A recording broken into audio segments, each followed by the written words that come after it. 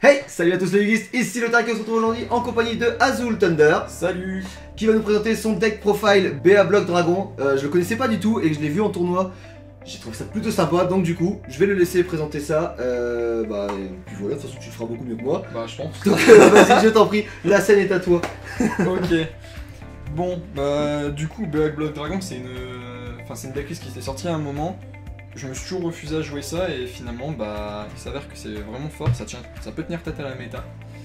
Du coup on va passer au Burning Abyss. Donc le Burning Abyss, je vais pas tous vous redire les effets, donc tous le même effet de s'invoquer spé et d'être détruit si un monstre hôte sur le terrain. Donc je joue un grave vu que c'est limité à 1, il permet d'invoquer de spé depuis le deck. Ensuite Sire x1 qui permet de spé depuis le cimetière, donc c'est vraiment les deux meilleurs monstres du deck. Ensuite je joue 2 Skarm, donc lui permet d'aller tuto un monstre démon niveau 3 à la fin du tour.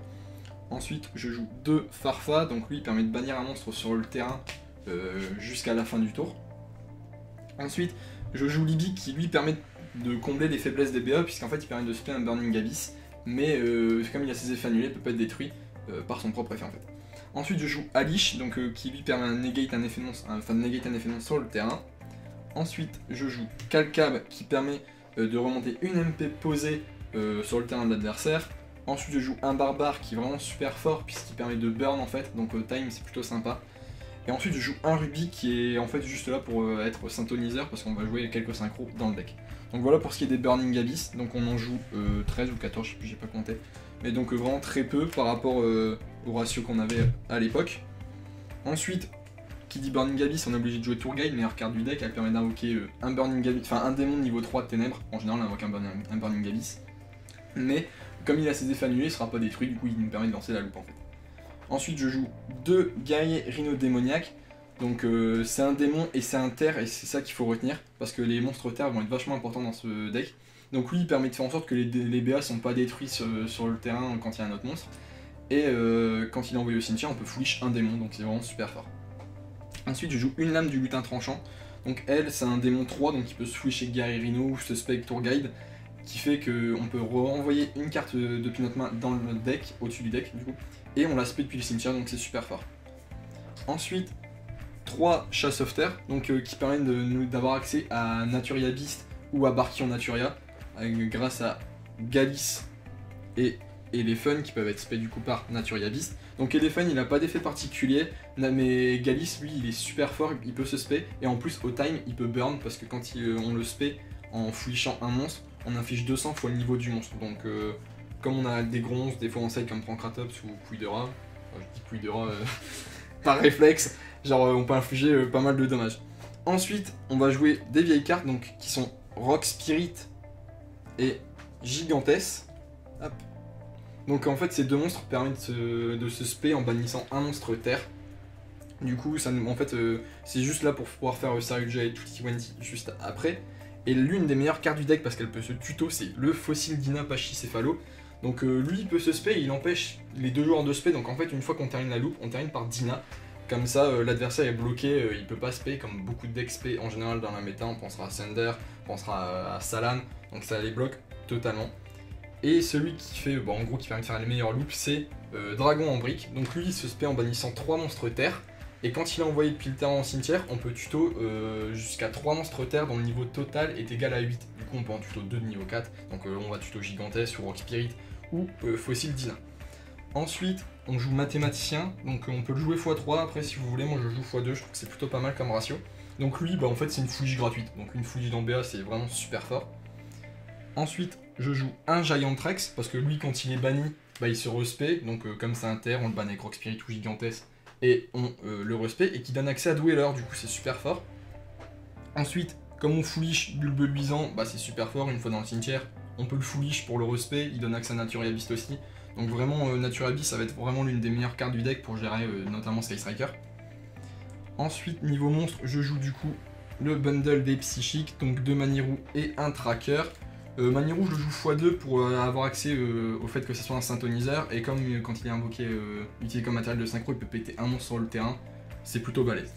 Donc ça c'est pour tous les monstres, et en fait au final on joue que 3 Light of Seka en magie, parce que en fait on n'a pas besoin de plus, Light of Seka permet de draw 2, de pouvoir gérer notre main comme on veut pour pas trop brick en fait. Donc voilà pour ce qui est du main deck. Du coup, au niveau de l'extra deck de Dante, donc forcément c'est Burning Abyss, Dante est obligé d'être là. Donc lui il permet de foolish 3, donc quand on foolish, on prie vraiment pour foolish des terres maintenant dans cette version. Ensuite, Abyss Dweller, donc qui est super fort dans la méta actuelle, que ce soit contre Danger, Thunder, même contre Salam. Donc dans certains duels, il peut pas faire Spinny, il peut pas faire Étal au Mirage, donc c'est plutôt sympa. Ensuite, Béatrice, donc qui est limitée à 1 parce qu'elle est beaucoup trop forte. Ça fait corcher beaucoup de decks à l'heure actuelle, parce qu'en fait elle peut fwish n'importe quelle carte durant le tour de chaque joueur. Du coup c'est super fort, et quand elle est pétée, elle nous permet d'invoquer la fusion qui est inciblable par effet de carte de l'adversaire. Donc il a 2008, il me permet de draw 1 en défaussant un BA. Quand il est envoyé au cimetière, je peux discarder une carte de la main de l'adversaire. Du coup c'est plutôt pas mal. Ensuite au niveau des Naturia, on va jouer du coup Lion et Barkion.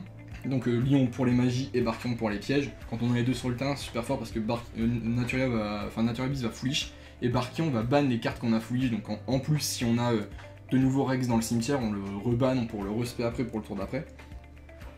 Ensuite, on a Brionac. Donc Brionac super fort aussi dans BA parce qu'en fait on peut défausser toute notre main pour remonter tout le terrain adverse, on va faire proc tous nos effets et pouvoir continuer pour OTK derrière.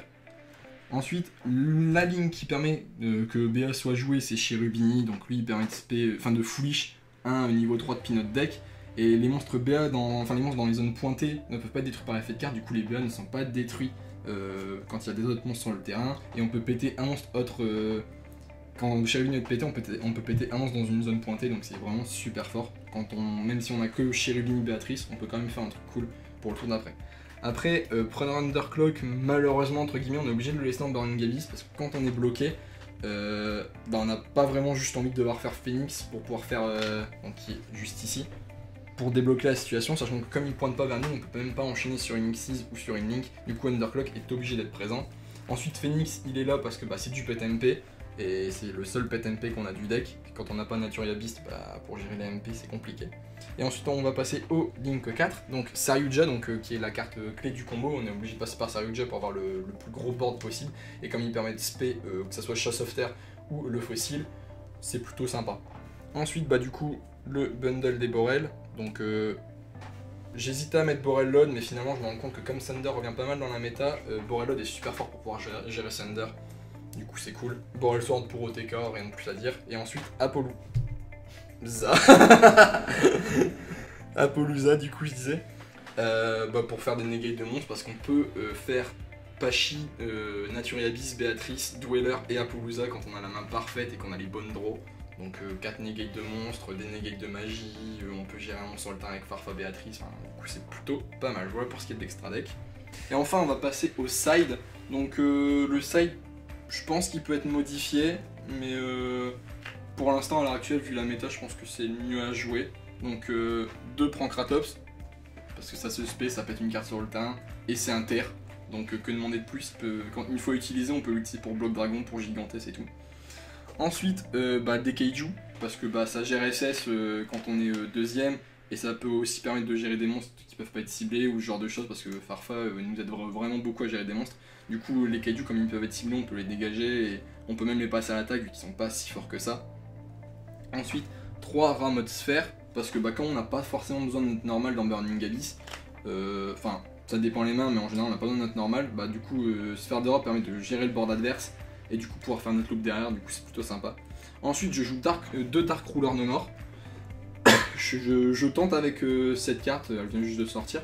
J'hésitais à mettre Nibiru, mais avoir mode rat, rat sphère, Kaiju et Nibiru, je trouve que ça fait beaucoup. Du coup je me suis dit autant bloquer les decks combo avec Dark Ruler pour pouvoir faire ma loop derrière et pouvoir remonter les boards. Je trouve que c'est plutôt pas mal. Ensuite 2 Twin Twister, parce que forcément il nous faut du pet MP dans Burning Abyss.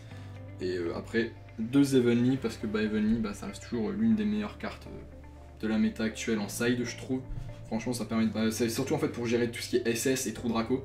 Parce que Trou Draco c'est vraiment un deck qu'on a du mal à gérer avec ce deck. C'est aussi pour ça que je joue Barkion, parce que Trou Draco joue beaucoup de pièges, et quand on sort Barkion et qu'on arrive à sortir Lion dans la même partie, en général il peut rien faire, du coup c'est ça qui est vachement cool avec ce deck.